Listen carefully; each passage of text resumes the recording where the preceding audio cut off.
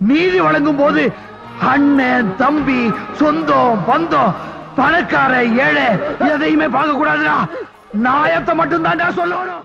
அன்னை பர்னிச்சர்ஸ், அன்னை திருமண சீர்வரிசை பொருட்கள், டிவி, ஃபிரிட்ஜ், வாஷிங் மெஷின் உள்ளிட்ட 200க்கும் மேற்பட்ட பொருட்கள் அடங்கிய திருமண சீர்வரிசை ரூபாய் 99,000 மட்டுமே. தமிழகம் முழுவதும் இலவச டோர் டெலிவரி. தொடர்புக்கு 7550014440 9345044044. அனைவருக்கும் வணக்கம். அரசியல் கட்சிகள் அறிக்கைகள் மூலமாக எதிர் விவாதங்கள் நடத்துவாங்க, பட்டிமன்றங்கள் மூலமாக எதிர் விவாதங்கள் நடத்துவாங்க, மேடைகளில் கருத்து மோதல்கள் நிகழ்த்துவாங்க, தேர்தல்களில் நேருக்கு நேர் கூட மோதிக்குவாங்க. இப்பொழுது புதுசாக ட்ரெண்டிங் என்னன்னா, ட்விட்டரில் அரசியல் கட்சிகள் தங்களுடைய கருத்துக்களை மோதிக்கொள்வது. கெட்டோட் மோடின்னு சொல்லி நிதி தரலாம் சொல்லுன்னு சொல்லி உதயநிதி ஸ்டாலின் சொல்ல, நீ முடிஞ்சா சொல்லி பாடுறான்னு சொல்லி அண்ணாமலை அதுக்கு சவால் விட, அதுக்கு பதிலாக நாங்கள் கெட் அவுட் ஸ்டாலின் சொல்லி நாளைக்கு காலையில் நான் ட்விட் போட்டு ஆரம்பிப்பேன், அது இந்தியா முழுக்க உலகம் முழுக்க பற்றி எரியும், ஒரு நாளில் 1 மில்லியன் ட்வீட்டை நாங்கள் வந்து போய் சேருவோம் அப்படின்னு சொல்லி அண்ணாமலை சவால் விட்டுருக்காரு. டைட்டானிக் படத்தில் இந்த ஹீரோவும் ஹீரோயினும் ஒரு வித்தியாசமான போட்டி நடத்துவாங்க, யார் வந்து அதிக தூரத்துக்கு துப்புறது அப்படின்னு சொல்லி தூ அப்படின்னு. அப்போ துப்பு யாரோட எச்சு வந்து அதிக தூரம் விழுந்துச்சோ அவங்க வின்னு. சின்ன பிள்ளைல ஸ்கூலுக்கு போகிற பிள்ளை என்ன பண்ணணும்னா, பசங்கள்லாம் ஒரு சோத்தில் வந்து யார் ஃபோர்ஸாக அடிக்கிறா அப்படின்னு ஒரு போட்டி நடக்கும். யார் ஃபோர்ஸாக அடிக்கிறாங்களோ அவன் வெற்றி பெற்றான், அவன் இன்றைக்கி தண்ணி கம்மியாக குடித்தவன் ஃபோர்ஸாக அடிக்க முடியாது. அப்படி ஒரு நூதனமான போட்டியில் நடத்துகிற மாதிரி அண்ணாமலை இப்போ யார் வந்து ட்விட்டு அதிகமாக போடுறா நான் வந்து போட்டு காட்டுறேன் அப்படின்னு சொல்லி அவர் ட்ரெண்டிங்கை காலையில் தொடங்கி வச்சார். இன்றைக்கி காலையில் கெட் அவுட் ஸ்டாலின் அண்ணாமலை போகிறதுக்கு முன்னாடியே நேற்று கெட் அவுட் மோடின்னு சொல்லி டிஎம்கே ஐடிவிங் பண்ணாங்க. ஒரு பக்கம் கெட் அவுட் ஸ்டாலின்னு சொல்லி அண்ணாமலை போட, இன்னொரு பக்கம் கெட் அவுட் மோடின்னு சொல்லி டிஎம்கே ஐடிவிங் போட, 2 பேரும் ஓரமாக போடுங்கப்பா அப்படின்னு சொல்லி இன்னொரு பக்கம் நாம் தமிழர் கட்சி களத்தை குதிச்சுது. Get out Modi and Stalin, இது களத்தில் இல்லையே, இது எதிர்பார்க்கவே இல்லையே, சண்டை எங்களுக்கு தான் சண்டை, உங்களுக்கு நீங்கள் 2 பேரும் ஒன்று தான், ஆரியமும் திராவிடம் ஒன்று, அதை அறியாத தமிழ வாயில மண்ணுங்கிற மாதிரி நாம் தமிழர் கட்சி ஐடிவிங்க களத்தில் புகுந்து அண்ணாமலை சொன்ன டார்கெட்டை விட 1 மணி நேரத்தில் 60,000 ட்வீட்ஸ் போட்டு எனக்கு தெரிஞ்சு இந்தியாவில் அது மாதிரிலாம் போட முடியாது ஆர்கானிக்கா. இப்போ பாட்ஸ் வச்சு விலைக்கு வாங்கி காசு கொடுத்து டிஎம்கே ஐடிவிங் வேலை பார்க்குது. அதே போல் பிஜேபி ஐடிவிங்கு காசு கொடுத்து பாட்ஸ் வச்சு இந்தியா முழுக்க இருக்கக்கூடிய சங்கிகள் ஒருத்தர் திடீர்னு பார்த்தா வந்தேன் கமலேஷ் யாதவ் அப்படின்னு ஒருத்தன் உள்ள வர்றான். யாரா நீ என்னடா கெட் அவுட் ஸ்டாலின் போட்டுட்டு இருக்க, அவனை பார்த்தா பீகாரில் இருக்கான். பீகார், உத்தரப்பிரதேசம், மத்திய பிரதேசம், ராஜஸ்தான், இது இந்தியா முழுக்க சேர்ந்து கிட்டத்தட்ட 5 லட்சம் ட்வீட்ஸை போட்டிருக்காங்க. அமர் பிரசாத் ரெட்டிலேருந்து பல பேர் வந்து பாஜக ஆதரவாளர்கள் அந்த ட்வீட்ஸை போட ஆரம்பிச்சிருக்காங்க. இன்னொரு பக்கம் டிஎம்கே ஐடிவிங்கும் பாட்ஸ் வச்சு அவங்களுக்கு தான் நெட்வொர்க் இருக்க அந்த 200 ஊபிஸ் வந்து வேலை பார்க்குறாங்க. ஆனால் களத்தில் 24 ஹவர்ஸும் ஒரு ஐடிவிங்கால இயங்க முடியும் அப்படின்னா அது நாம் தமிழ் ஐடிவிங் தான் வேலை பார்க்க முடியும். திமுக காரன் காசு கொடுத்தா வேலை பார்ப்பான், பிஜேபி காரன் வந்து காசுக்காக வேலை பார்ப்பான். ஆனால் நாம் தமிழ் ஐடிவிங்க உலகம் முழுமைக்கும் வேலை செய்கிறாங்க.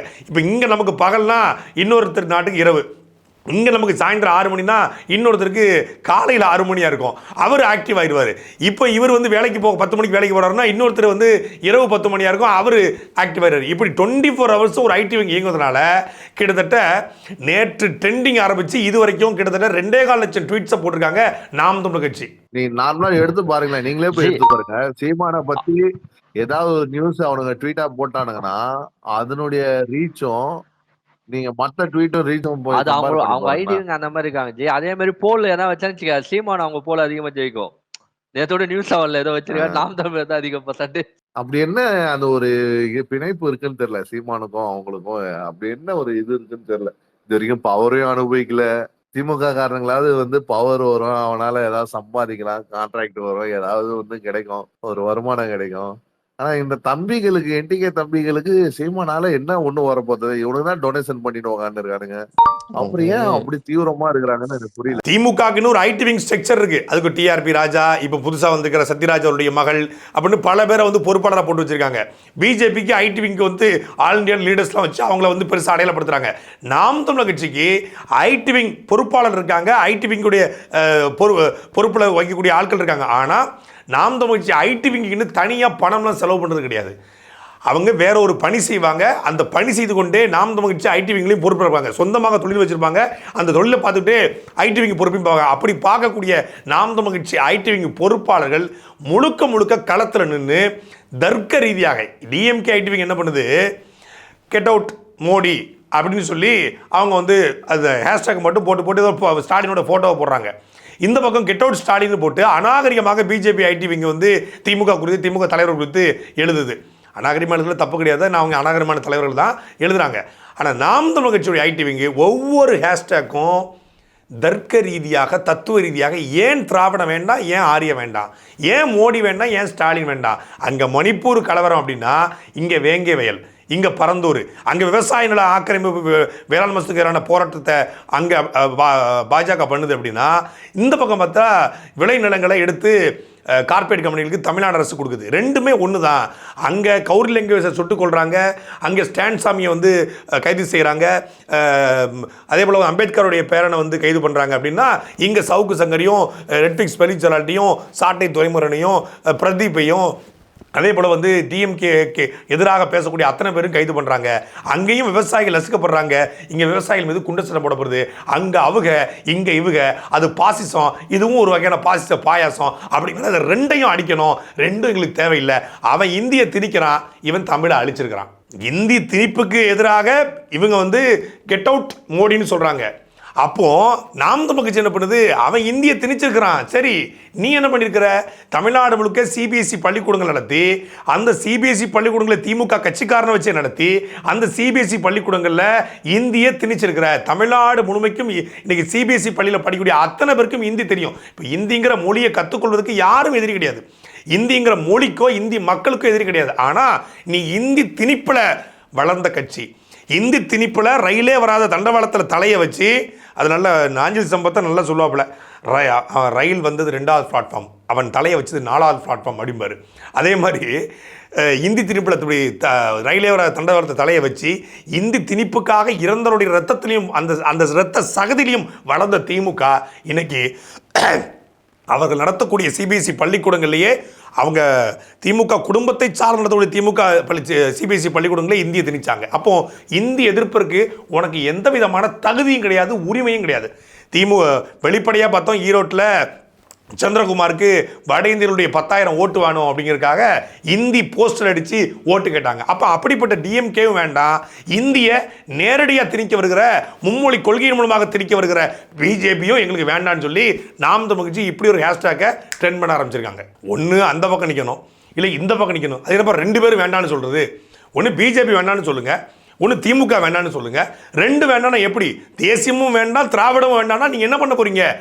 நீங்கள் ஏன் 2 வேணும், ஏன் 2ல் ஏதாவது ஒன்று வேணும்? இப்போ ஸ்டெர்லைட் ஆலை அதை கொண்டு வர துடித்தது, கொண்டு வர முயற்சி பண்ணது மத்திய அரசு, இங்கே கொண்டு வந்தது மாநில அரசு. மீத்தேனு கொண்டு வருவது மத்திய அரசு, இங்கே அனுமதி கொடுத்தது மாநில அரசு. இப்போ பரந்தூர் கொண்டு வர துடிப்பது மத்திய அரசு, இங்கே வந்து இடத்தை எடுப்பது மாநில அரசு.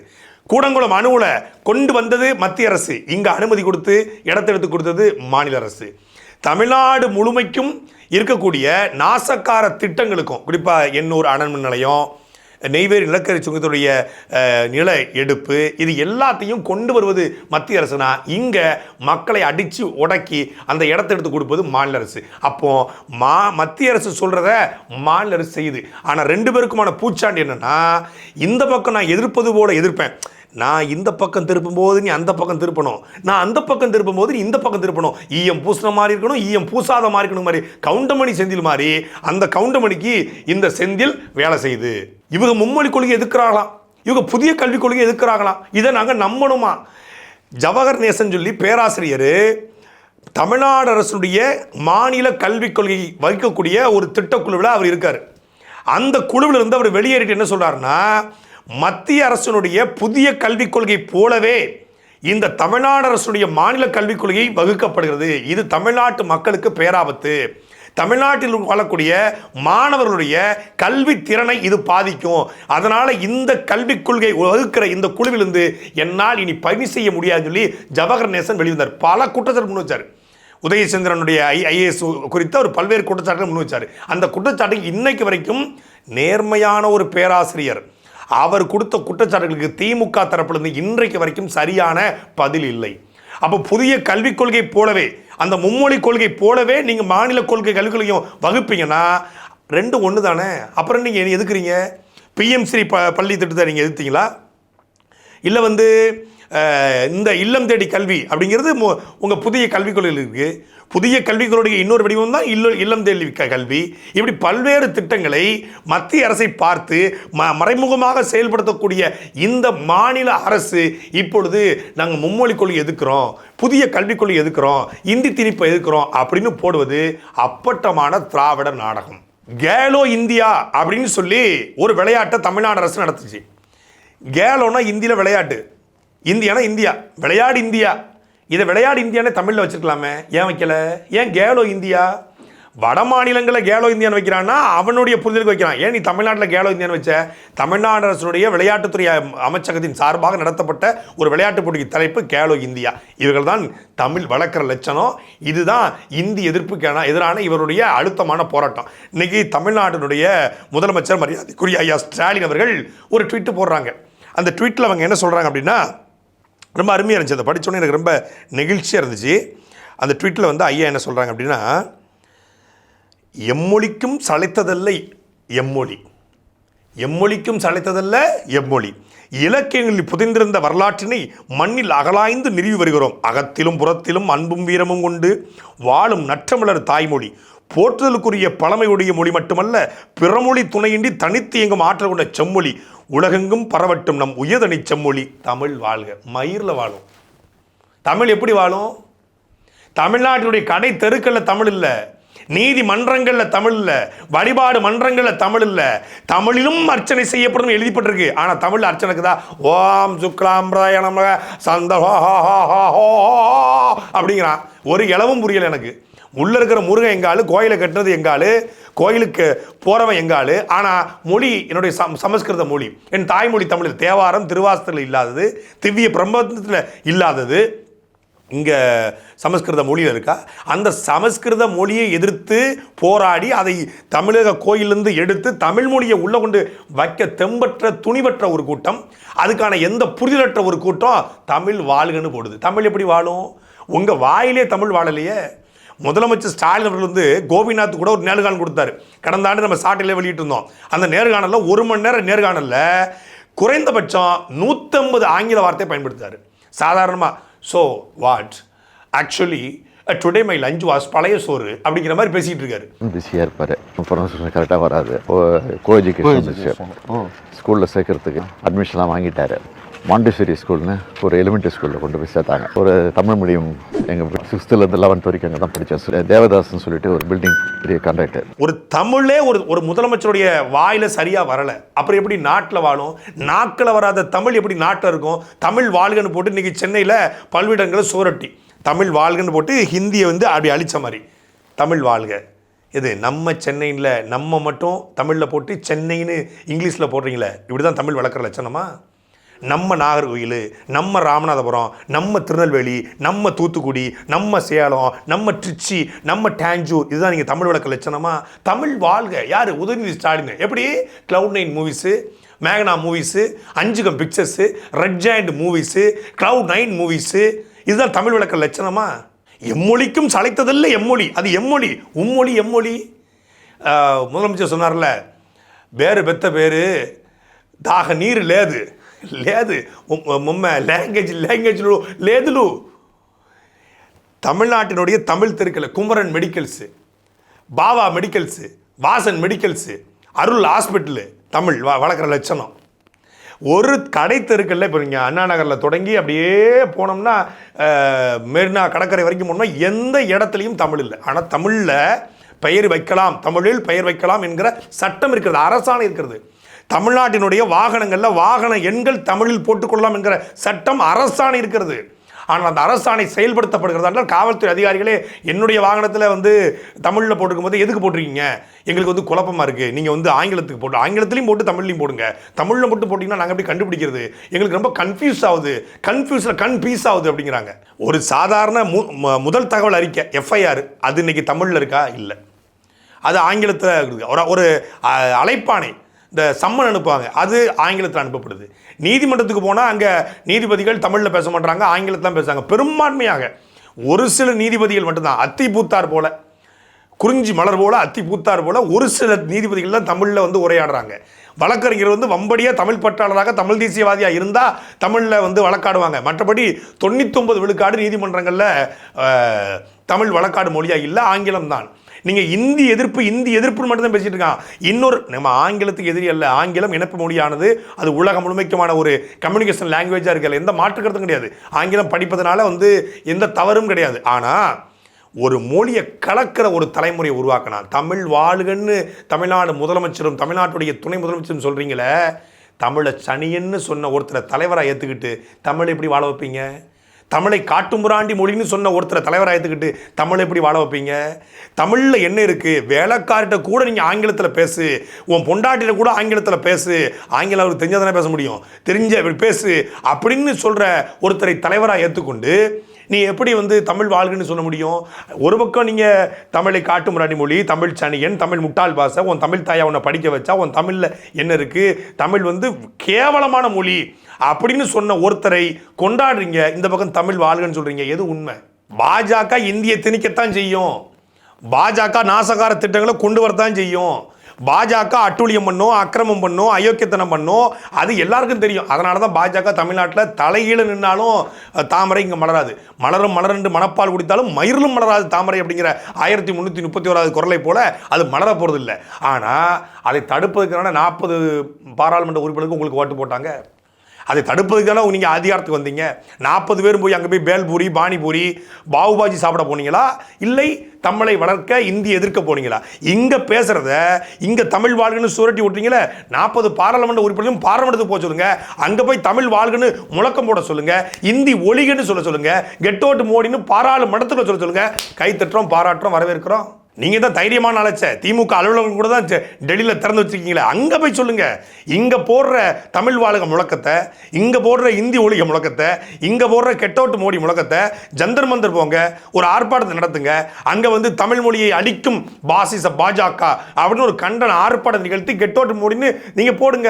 அமலாக்கத்துறைக்கு உங்களுக்கு தான் பயம் இல்லையே, நீங்கள் தான் உங்களுக்கு வந்து மடியில் கணம் இல்லை, வழியில் பயம் இல்லை, தைரியமாக போடுங்க. மிகப்பெரிய கொடுமை தெரியுமில்ல, இன்னைக்கு தாய்மொழி நாள். தமிழை தாய்மொழியாக கொண்ட தமிழருக்கும் இது தாய்மொழி நாள், தெலுங்கை தாய்மொழியாக கொண்ட தெலுங்கர்களுக்கும் இது தாய்மொழி நாள். உலகம் முழுமைக்கும் வாழக்கூடிய அவரவர் தாய்மொழியை ஏற்றுக்கொண்ட அந்த மக்களுக்கு இது தாய்மொழி நாள். ஏன் தாய்மொழி நாள்? எது தாய்மொழி நாளாக இருந்திருக்கணும்? 1952 பிப்ரவரி 21 வங்க மொழி இயக்கம் என்ற ஒரு இயக்கம் உருவாக்கப்படுது. கிழக்கு பாகிஸ்தான், மேற்கு பாகிஸ்தான், 2 பாகிஸ்தான் பிரியுது. அதில் கிழக்கு பாகிஸ்தான் வந்து இன்னைக்கு மேற்கு வங்காளமாக உருவாயிருக்குது. அது மேற்கு வங்காளமாக உருவாகிறதுக்கு முன்னாடி 1952 பிப்ரவரி 21 வங்க மொழியால் நாங்கள் வங்கத்தவர்கள், நாங்கள் ஒருபோதும் பாகிஸ்தானியாக இருக்க முடியாதுன்னு சொல்லி மொழியால் ஒரு நாடு பிரிஞ்சுது இந்தியாவிலிருந்து. அந்த மொழியால் பிரிக்கப்பட்ட அந்த வங்க மொழி இயக்கம் தொடங்கப்பட்ட நாள் இந்த நாள். இன்னைக்கு தான் 5 பேர் அந்த வங்க மொழி பற்றுக்குள்ள வங்கத்தை சார்ந்தவர்கள், வங்காளிகள் காவல்துறையால் சுட்டு கொல்லப்பட்டாங்க. அவர்களுடைய நினைவாக வங்க மொழி நாள் உலகத்தின் தாய்மொழி நாளாக கொண்டாடப்படுது. எப்போ? 1952 பிப்ரவரி 21. ஆனால் அதுக்கு முன்னாடி சரியாக 20 வருஷத்துக்கு முன்னாடியே 1938 தாளமுத்து நடராசன் தாளமுத்துங்கிற 2 பேர் இங்கே மொழிப்போருக்கு எதிரான மிகப்பெரிய தீயை பற்ற வச்சாங்க. அந்த 1938 ஜனவரி 15 நடராஜன் இறந்து போன நாள்.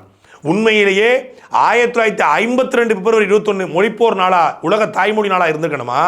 1938 ஜனவரி 15 உலக தாய்மொழி நாளாக இருந்திருக்கணுமா? இவர்கள் காவல்துறையால் அடிபட்டு இறந்து போனாங்க. ஆனால் அவன் மொழிப்போரில் போராடி இறந்து போனாங்க. அந்த நடராசன் தாளமுத்துனுடைய நினைவு நாள், அவர்கள் மரணமடைந்த நாள் தான், நடராசன் மரணமடைந்ததான் உலகத்தினுடைய முதல்ல ஒரு மொழிக்காக ஒருத்தன் உயிர் துறந்த நாள். என் மொழி சாகும்னா நான் சாவன்னு சொல்லியிருக்கான். ஆனால் என் மொழிக்காக நான் சாவேன், இன்னைக்கு செத்துடுறேன் அப்படின்னு யாரும் சாகலை. அப்படி செத்தவர் நடராஜன். அதுக்கப்புறம் தாளமுத்து. இங்கே அதுக்கப்புறம் 1964 கீழப்பள்ளி சின்னசாமி, விராலிமலை சண்முகம், சிவகங்கை ராஜேந்திரன் எத்தனையோ மொழிப்போர்த்து ஈகம் கொடுத்த ஒரு நிலத்தில் உலகத்தினுடைய தாய்மொழி, உலகத்தினுடைய செம்மொழி, இன்னைக்கு தனிச்சிறப்பு மொழி, எந்த மொழியின் துளை இல்லாமல் இயங்கக்கூடிய மொழி. கேரளா போனால் நீங்கள் ஆட்டோ தான், ஓட்டோ தான்.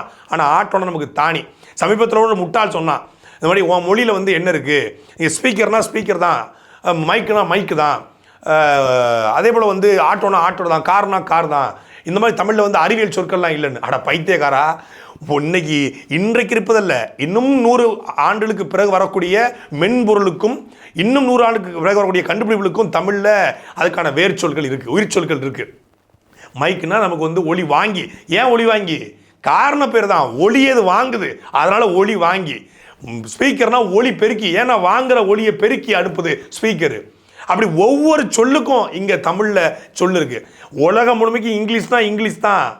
நீங்கள் அமெரிக்காவில் இங்கிலீஷ் தான், ஆப்பிரிக்காவில் இங்கிலீஷ் தான், அமெரிக்காவில் இங்கிலீஷ் தான், கேரளாவில் இங்கிலீஷ் தான், ஆந்திராவில் இங்கிலீஷ் தான். ஆனால் இங்கிலீஷ் என்றால் ஆங்கிலம் என்று அழைக்கிற அகராதி பிடிச்ச ஒரே கூட்டம் தமிழ் கூட்டம் தான்.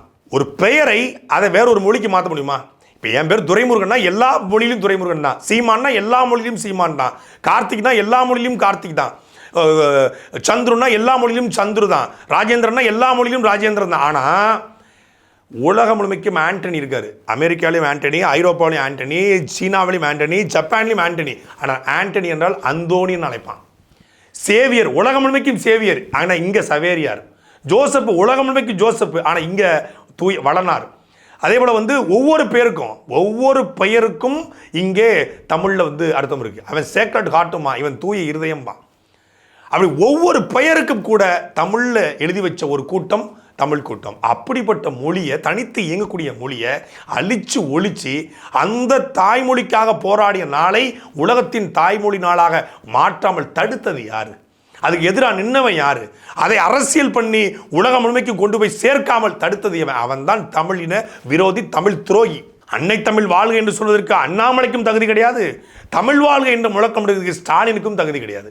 இந்த 2 பேருமே ஏதோ ஒரு வகையில் தமிழுக்கும் தமிழருக்கும் தமிழ் இனத்திற்கும் தமிழ் மொழி பண்பாடு கலாச்சாரத்துக்கும் எதிரானவர்கள். அவர்கள் கீழடி நாகரிகத்தை இந்து நாகரிகம்னு சொல்லுவான். அன்னைக்கு இந்துன்னா எவனுமே கிடையாது. இவன் கீழடி நாகரிகம் திராவிட நாகரிகம்மா. அவர்கள் வந்து தமிழ் மொழியை இந்துக்கள் மொழி அப்படிம்பாங்க, இவர்கள் வந்து திராவிட மொழிம்பாங்க. அவன் தமிழனை இந்தும்மா, இவன் தமிழனை திராவிடம்மா. 2 பேருமே எனக்கு வேற வேற பேர் வைக்கிறான். அவன் சப்பானின்னு கூட்டா கூட நான் கோபாலகிருஷ்ணா, இனி சப்பானி கூட்டா நான் சப்புன்னு அறைவேன். அதாவது இந்தி திணிப்பை விட பெரிய திணிப்பு திராவிட திணிப்பும் ஈவேரா திணிப்பும் தான். முதல்ல அதை எதிர்க்கணும், அதுக்கப்புறம் இந்தி திணிப்பு எதிர்க்கணும். டிஎம்கே ஐடிவிங்க கெட் அவுட் மோடின்னு போய்கிட்டு இருக்கு, பிஜேபி ஐடிவிங்க கெட் அவுட் ஸ்டாலின் போயிட்டு இருக்கு. நாம் தமிழ் இது 2 வேண்டாம்னு சொல்லி கருத்தியலாக get out Modi and Stalin போயிட்டு இருக்கு. இந்த 2க்கு நடுவில் இன்னும் 2 குரூப் வந்திருக்கு. இன்னொருத்தர் வெல்கம் எடப்பாடியாரான் லிஸ்ட்ல இல்லை. இந்த பக்கம் பார்த்தா டிவிகே பார்ட்டியன். டேய் யாரா நீங்க, ஸ்கூல் இன்னைக்கு லீவா? சாட்டை எடுத்து நாட்டை திருத்து